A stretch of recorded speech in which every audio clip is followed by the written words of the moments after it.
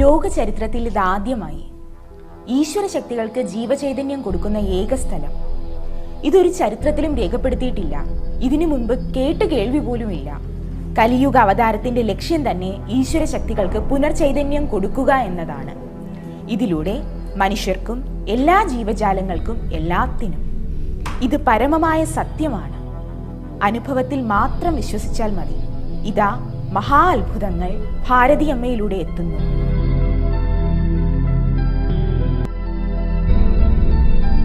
ജാതിമത ഭേദങ്ങൾ ഒന്നും തന്നെയില്ല.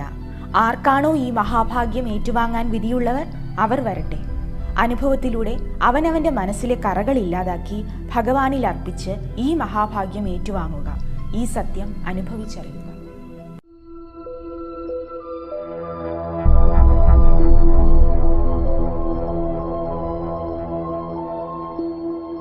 ഇവിടെയുള്ള ദൈവത്തിന്റെ പേര് ജനകത ഔഷന്നു ഇലുഷനും ജനകത ഔഷന്നു ഇലു ഇഷാനിയുമാണ്. ഇതിനു പുറമെ നവചകന്മ എന്ന പുതിയ സൃഷ്ടിയുമുണ്ട്. അത് ഓരോ ഈശ്വരശക്തിയുടെയും ജീവചൈതന്യ രൂപത്തിൽ നിന്ന് ഉടലെടുത്തതാണ്. ഈ നവചകന്മ ഇവിടെ വരുന്ന ഓരോ സ്ത്രീകളുടെയും ശരീരത്തിൽ പ്രവേശിക്കുന്നു. അവരിൽ നിന്ന് ഈ സൃഷ്ടി ഭാരതിയമ്മയുടെ ശരീരത്തിൽ പ്രവേശിച്ച് ചൈതന്യമെടുക്കുന്നു. അത് ഇവിടെ വരുന്ന എല്ലാവർക്കും അറിയാം. അനുഭവത്തിലൂടെ മാത്രം വിശ്വസിച്ചാൽ മതി. ഈ മഹാഭാഗ്യം ഏറ്റുവാങ്ങാൻ വിധിയുള്ളവർ വരട്ടെ. 2019 മെയ് 21 ഞാൻ ഈ അമ്മയുടെ അടുത്ത്, ഭാരതി അമ്മ എന്നറിയപ്പെടുന്ന ഉഷ അമ്മയുടെ അടുത്ത് ഞാൻ വന്നത്. എൻ്റെ ചേച്ചിയാണ് എന്നെ ഇവിടെ കൊണ്ടുവന്ന് വന്നത്. കാരണം എന്താണെന്ന് വെച്ചാൽ എനിക്ക് കയ്യിൽ ഒരു മുള്ളു കൊണ്ടുവന്നതും പറഞ്ഞ് കൈ മൊത്തം കയറി പഴുത്ത് പൊങ്ങി. അതങ്ങനെ ആശുപത്രിയിൽ ഓപ്പറേഷനൊക്കെ ആയി ആശുപത്രിയിലായി. അത് കഴിഞ്ഞ് എൻ്റെ കാലിൽ അതും എന്തോ കൊണ്ടതായിട്ട് എനിക്ക് തോന്നി. അതും അങ്ങനെ 7-8 കുത്തിക്കെട്ടും തയ്യൽ പറ്റിയ കൈ ഞാൻ അതും ആശുപത്രിയിലായി. ഞാനങ്ങ് ഉണങ്ങി. പിന്നെ എൻ്റെ മോളെ ആശുപത്രി കൊണ്ടുപോകണ വഴിയിൽ തന്നെ ആക്സിഡൻ്റായി, സ്കൂട്ടർ ആക്സിഡൻ്റായി. എൻ്റെ കുറുക്കും തലയുമൊക്കെ അടിച്ച് കുളമായി. അങ്ങനെ എനിക്ക് എണീക്കാൻ വയ്യ, നടക്കാൻ വയ്യ, ആളെല്ലാം ശരിക്കും അറിഞ്ഞൂടാ, പ്രജ്ഞയില്ല. ഒരു മരുന്ന് എത്രത്തോളം കഴിച്ചിട്ടൊന്നും എനിക്കൊരു വ്യത്യാസവും ഇല്ല. പിന്നെ ഞാൻ ജീവശവം പോലെ കഴിക്കാനും വയ്യ, നടക്കാനും വയ്യ. ഒന്നാമത്തെ അവസ്ഥയിൽ ഞാൻ കിടക്കും. ശരീരമൊക്കെ ഉണങ്ങി കറുത്ത് നാശമായപ്പോൾ എൻ്റെ മൂത്ത ചേച്ചിയായ വസന്ത ചേച്ചി കണ്ട് സഹിക്കാൻ വയ്യാതെ എന്നോട് പറഞ്ഞ് ഒരു സ്ഥലത്ത് പോകാമോ എന്ന് ചേച്ചി ചോദിച്ചു. ചേച്ചി ഞാൻ വരാം, ചേച്ചി എന്ത് പറഞ്ഞാലും ഞാൻ അനുസരിക്കുന്ന കൂട്ടത്തിലുള്ളതാണ്. അങ്ങനെ ചേച്ചിയോടൊപ്പം ചേച്ചിയാണ് എന്നെ പൂജ പെരുന്നാളിൻ്റെ അമ്മയുടെ അടുത്ത് എന്നെ അടുത്ത് കൊണ്ടുവന്നത്. ഇവിടെ വന്നപ്പോൾ അമ്മ ചോദിച്ചു, ഭഗവാനുണ്ടെന്ന് വിശ്വാസമുണ്ടോ? ഭഗവാനെ വിശ്വസിക്കാമോ? അതെ, വിശ്വസിക്കാം. ഭഗവാൻ തന്നെയാണ് എന്നെ ഇത്രമേലും ഉണ്ടാക്കിക്കാമെന്ന്, ഞാൻ ഭഗവാനിൽ തന്നെയാണ് ജീവിക്കുന്നതെന്നും പറഞ്ഞു. അപ്പോൾ പറയുന്നത് അനുസരിക്കാമോ? അതെ അമ്മ, അനുസരിക്കാം. എന്നാൽ ഒരു പേപ്പർ എടുത്ത് കൈ തന്നിട്ട് അമ്മ പറഞ്ഞു, വലത് ഭാഗത്ത് പടി എന്ന് എഴുതണം, വലത് ഭാഗത്ത് പടി എന്ന് എഴുതുക, താഴെ പ്രശ്നം ഒന്ന് എഴുതുക. എഴുതിയോ? അതെ, എഴുതിയമ്മ. എന്നാൽ ഇടത് ഭാഗത്ത് തൻ്റെ പേരെഴുതുന്ന സ്ഥലം എഴുതുക, ഇന്ന് വന്ന ഡേറ്റ് എഴുതണമെന്ന് പറഞ്ഞു. അതേ എഴുതി. എന്നിട്ട് അമ്മ ചോദിച്ചു, പറയുന്നത് അനുസരിക്കാവോ? ദൈവമുണ്ട്, ഭഗവാനുണ്ടെന്ന് വിശ്വസിക്കാവോ? അതേ, വിശ്വസിക്കാം. അങ്ങനെ പറഞ്ഞപ്പോൾ അമ്മ പറഞ്ഞു, 1 എഴുതിക്കോ, 1 കർമ്മഫലം, 2 ഉജ്ജമ ശാപം, 3 ഇങ്ങനെ ഒരു 8 കാര്യങ്ങൾ പറഞ്ഞു. പൈശാചി ശക്തിയുണ്ട്, വിളിദോഷമുണ്ട്, സർപ്പശാപമുണ്ട്, ഇങ്ങനെയുള്ള കാര്യങ്ങളെല്ലാം എൻ്റെ അമ്മ പറഞ്ഞു. അപ്പോൾ പറഞ്ഞു, ഇതിൽ ഏതെങ്കിലും ഒന്ന് തീർക്കാൻ താല്പര്യമുണ്ടോ? ഒരു ദിവസത്തേക്ക് 10 രൂപ. അത് കണക്കാക്കി 108 ദിവസത്തേക്കാണ് ഇത്ര രൂപ അടയ്ക്കേണ്ടത്. അത് അടയ്ക്കാമോ എന്ന് ചോദിച്ചു. അതെ അമ്മ, അടയ്ക്കാം. എങ്കിൽ മാത്രമേ ഇത് പൂജ ചെയ്യാൻ പറ്റത്തുള്ളൂ എന്ന് പറഞ്ഞു. അങ്ങനെ പൈസ അടച്ചപ്പോൾ അമ്മ പറഞ്ഞു, പിറ്റേ ദിവസം രാവിലെ വിളിച്ച് ചോദിക്കുന്നു, പൈശാചി ശക്തി മാറ്റുമെന്ന് കേൾക്കണം. ഈ പൈശാചി ശക്തി എന്ന് പറയുന്നത്, ഞാൻ എൻ്റെ കല്യാണം കഴിഞ്ഞ് 84 നവംബർ 11 ഞാൻ എൻ്റെ കല്യാണം കഴിഞ്ഞ് വെൺപകൽ എന്ന സ്ഥലത്ത് വരുന്നത്. ഒരാഴ്ച കഴിഞ്ഞപ്പോൾ ഞങ്ങൾ ഒരു വിരുന്നിന് പോയിട്ട് തിരിച്ചു വരുന്ന വഴി ഒരു പട്ടി കടിച്ചു എൻ്റെ ഭർത്താവിന്.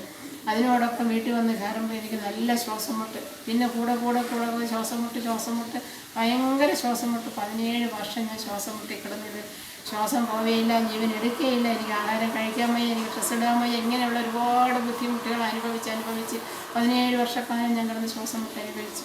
അങ്ങനെ വേറൊരു സ്ഥലത്ത് പോയപ്പോൾ അമ്മ ചോദിച്ചു, എത്ര കാലമായി കുഞ്ഞ് ഇന്നടുത്ത് താമസിക്കാൻ തുടങ്ങിയിട്ട്? അത് ഇത്ര കാലമായി അമ്മ. അപ്പോൾ അമ്മ പറഞ്ഞു, പിന്നെ 17 വർഷമായി മക്കളെ. അവിടെ വസ്തു വിറ്റഴിഞ്ഞ് പോകാനും ഭൂമി വിറ്റഴിഞ്ഞ് പോകാനും അവിടെയുള്ള ആളുകൾ അടിച്ചു പിരിഞ്ഞ് പിണങ്ങി പോകാനും സേവന ചെയ്ത് ഭൂമിയിൽ കുറ്റിയിൽ ആവാഹിച്ച് അടിച്ച് താഴ്ത്തി വെച്ചേക്കുന്നെന്ന് പറഞ്ഞു. അവിടുത്തെ അമ്മ അതെടുത്ത് എനിക്ക് തന്നു. അതിനുശേഷം ഭയങ്കരമായിട്ട് ഇടി മഴ മിന്നൽ ഇതൊക്കെ വന്ന് പോയിട്ട് മാനം വെളുത്ത് നല്ല സൂര്യൻ ഉദിച്ചതുപോലൊരവസ്ഥ. അതായത് നല്ലൊരു ജീവിതം ഞാൻ കുറച്ച് ദിവസക്കാലം ഞാൻ ജീവിച്ചു. അത് കഴിഞ്ഞ് വീണ്ടും ഇത് ക്രമേണ വീണ്ടും ഇത് വന്നുകൊണ്ടേയിരുന്നു. ഇപ്പോൾ ഞാൻ 1 വർഷക്കാലം കൊണ്ട് ഞാൻ വളരെ സന്തോഷവതിയാണ്.